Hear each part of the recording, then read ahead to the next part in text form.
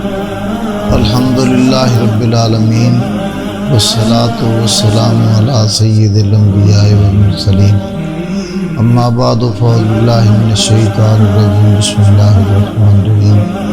یا ایھا الذین آمنوا کتب علیکم الصیام کما کتب علی الذین من قبلکم لعلکم تتقون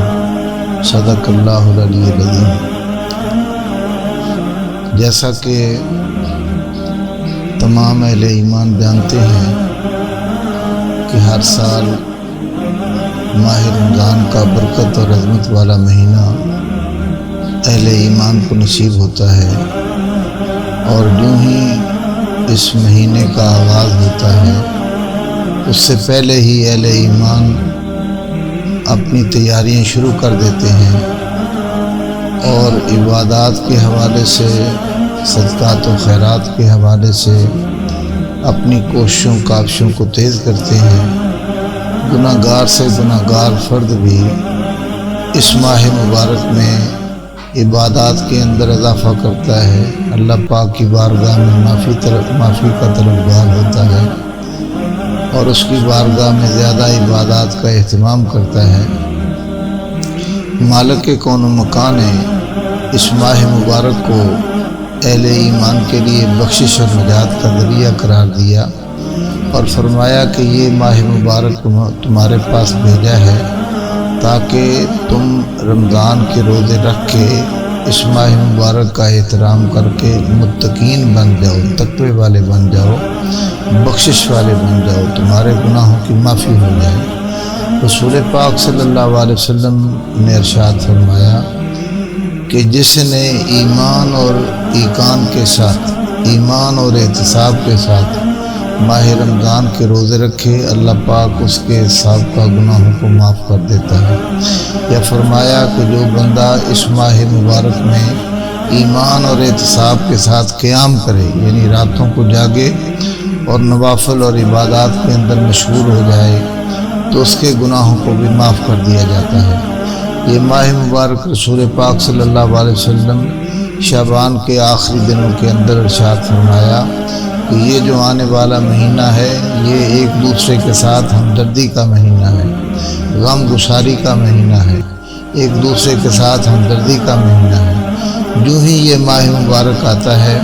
تو ہمارے دلوں کے اندر اپنے مسلمان بھائیوں کی جو غربت ہے، جو ان کی مجبوریاں ہیں، جو ان کے حالات ہیں، وہ بھی ہمارے سامنے آتے ہیں، اور اس ماہ مبارک میں اہل ایمان پھر صدقات و خیرات کرنے کے اندر اور زیادہ اضافہ کر دیتے ہیں، اور چونکہ اس کے اندر اجر و ثواب بھی بڑھ جاتا ہے کہ ایک نفل کا ثواب فرض کے برابر اور ایک فرض کا ثواب 70 فرض کے برابر ہوتا ہے۔ اس لیے ان عبادات کے اندر زیادہ اضافہ کیا جاتا ہے تاکہ اللہ پاک اہل ایمان کو زیادہ اجر و ثواب عطا فرمائے۔ فرمایا رسول پاک صلی اللہ علیہ وسلم نے کہ روزہ دار کے لیے 2 خوشیاں ہیں۔ ایک خوشی فرمایا کہ جب بندہ روزہ دار روزہ افطار کرتا ہے تو چونکہ سارا دن بھوکا پیاسا رہتا ہے اور پھر افطاری کرتا ہے، تو جو اس کو اس وقت فرحت نصیب ہوتی ہے اس کے بارے میں ارشاد فرمایا کہ روزہ دار کے لیے یہ خوشی کا موقع ہوتا ہے، فرحت کا موقع ہوتا ہے، آسودگی کا موقع ہوتا ہے۔ اور دوسرا فرمایا کہ دوسری خوشی جو اعلیٰ ترین خوشی ہے، فرمایا جب کل قیامت کا دن ہوگا اللہ پاک روزہ دار سے فرمائے گا کہ روزہ دار کے لیے اجر و ثواب یہ ہے کہ آج اسے اللہ پاک اپنا دیدار عطا فرمائے گا۔ روزہ دار کے لیے اجر و ثواب اللہ پاک خود عطا فرماتا ہے، اور جنت کے دروازوں میں سے ایک دروازہ روزہ دار کے لیے مخصوص ہے۔ ویسے تو اس کو دیگر عبادات کی وجہ سے بھی اللہ پاک جنت عطا فرمائے گا، لیکن روزہ دار ہونے کی کیفیت کے اندر اس کو خاص اس دروازے سے گزارا جائے گا۔ اسی حوالے سے اہل ایمان کا شروع سے یہ شیوا رہا ہے کہ وہ روزہ رکھتے ہیں۔ انبیاء نے روزہ رکھا، صحابہ کرام نے رکھا، اہل بیت نے رکھا، اور روزہ رکھنے کی وجہ سے ایمان کے درجے بلند ہوتے ہیں، پاکیزگی آتی ہے، روحانی کیفیات بڑھتی ہیں، بندے کے جو روحانی درجات ہیں اس کے اندر بلندی آتی ہے، قرب الہی نصیب ہوتا ہے، اور اسی حوالے سے بندہ دیگر اپنے مسلمان بھائیوں کے حالات سے واقف ہوتا ہے کہ جن کے گھروں کے اندر کھانے اور پینے کا سامان نہ ہو اور ان کے بچے بھوکے اور پیاسے ہوں، تو جب ان کے گھر کے اندر کوئی چیز موجود نہ ہوگی تو ان کی کیفیت کیا ہوتی ہے۔ اس حوالے سے یہ اتنی عالی شان عبادت ہے اور یہ کام اور عمل اتنا اللہ کو پسند ہے کہ اگرچہ دنیا کے اندر خوشبو کو پسند کیا جاتا ہے، لیکن رسول پاک صلی اللہ علیہ وسلم نے فرمایا کہ روزہ دار کا سارا دن بھوکا اور پیاسا رہنے کی وجہ سے جو اس کے منہ کے اندر سے بو آتی، ہلکی سی بو آتی ہے، لیکن وہ بو بھی رب کائنات کو پسند ہے کہ روزہ دار نے میرے لیے روزہ رکھا ہے، اور اس کا اجر بھی اللہ تعالیٰ عطا فرمائے گا۔ روزہ دار کی نہ صرف عبادات قبول ہوتی ہیں، یعنی وہ کلام پاک کی تلاوت کرتا ہے وہ قبول ہے، وہ سجدے کرتا ہے وہ قبول ہے، وہ قیام کرتا ہے وہ قبول ہے، وہ خیرات کرتا ہے وہ قبول ہے،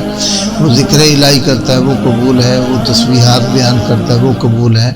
وہ استغفار پڑھتا ہے وہ قبول ہے، وہ درود پاک پڑھتا ہے وہ قبول ہے۔ بلکہ روزہ دار جب آرام کرتا ہے، رات کو سوتا ہے، آرام کے لیے لیٹ گیا، نیند آ گئی، اور اس ارادے سے وہ سویا ہے کہ صبح کے وقت سحری کے وقت بیدار ہونا ہے اور میں نے سحری کرنی ہے اور نوافل پڑھنے ہیں اور سحری بھی کرنی ہے، تو گویا اس روزہ دار کا وہ سونا اور نیند بھی عبادت شمار ہوتا ہے کہ اس نے اس نیت سے اور اس ارادے سے وہ سویا ہے کہ کچھ دیر وہ آرام کرے گا اور اس کے بعد پھر وہ اللہ تعالیٰ کے حکم کو پورا کرتے ہوئے اس فریضے کو ادا کرے گا جس کو روزہ کہتے ہیں، اور روزہ رکھنے کے لیے اس کو سحری کا اہتمام کرنا ہوتا ہے۔ اس حوالے سے چونکہ یہ نزول قرآن کا مہینہ ہے، اللہ پاک نے فرمایا کہ ہم نے کلام مقدس کو ماہ رمضان میں نازل فرمایا